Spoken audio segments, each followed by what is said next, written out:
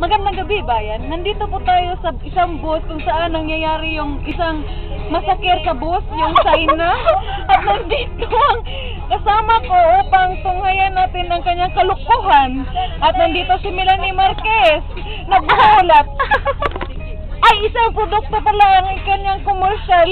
At ito ay ginagamit para sa kanyang paglulugot sa katawan. Nandito si Melanie. Di mo habang tension. Di mo pam-up daw eh. Para sa ulo.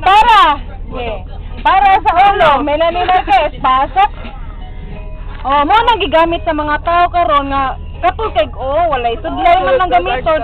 Pwede siya gamiton pang sudlay nga na inigkasunod matapos natin tunghayan sino sa ulo. Pwede naman sa mata. Melanie Marquez, pasok. Tingnan natin kung anong nagagamit sa isang pang-kaut-kaut sa likod. Maaari siyang pangtanggal ng muta dito. At maaari na siyang gamitin para sa ilong. Melanie?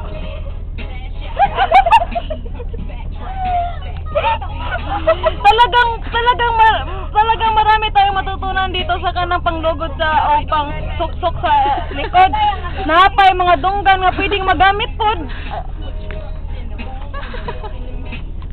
Adunay pod naapod permit puro sa likod.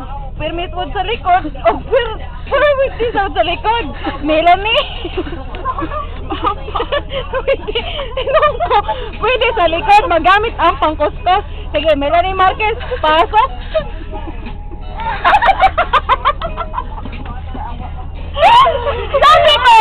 Sabi ko sa likod.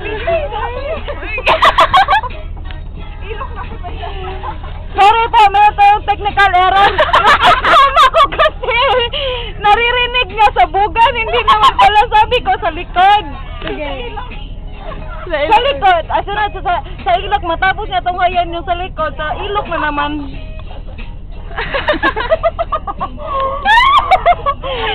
Napakadiri ng ating pinapanood. Ano ba yung magulang kailangan? Palaging nakakadiri siya. At tunghayan naman natin ang gamit sa katawan. Talagang napakadiri ni Ate Melanie. Pati ako, dinadamay na sa kanyang kalukuhan. Pati ang mga ko sa mapilip sa Rizal, dinadama niya rin. At pwede palang pang-pit yun. Kumanda na, gini mo na.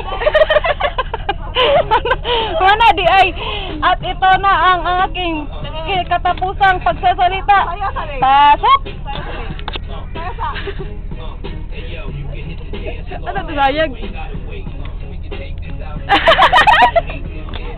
Kamote.